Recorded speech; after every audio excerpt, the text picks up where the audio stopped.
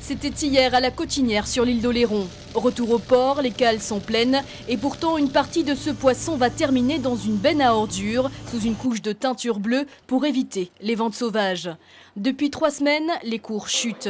Les poissons se vendent au prix de retrait, c'est-à-dire au prix minimum, et les invendus sont jetés. Il nous arrive de devoir détruire du poisson dans la mesure où la banque alimentaire n'a plus la possibilité de le travailler. Et c'est quel poisson qui est touché par ce problème? Pratiquement toutes les espèces. Il n'y a pas une espèce en particulier.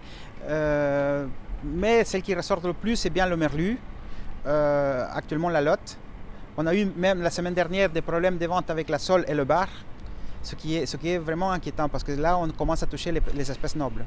Partout le même refrain. À La Rochelle, 4 tonnes de lotte ont été détruites jeudi dernier. 1 tonne de merlu vendredi et ce matin encore, 2 tonnes de poissons n'ont pas été vendues. Pour comprendre cette crise, il faut regarder vers l'Espagne.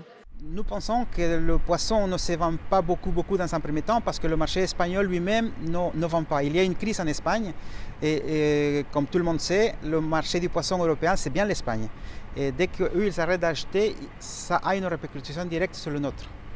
Cette baisse du prix du poisson n'est pas encore visible sur les étals, mais dans les ports, la baisse d'activité est bel et bien réelle. En janvier, le chiffre d'affaires de la criée de La Rochelle a chuté de 53%.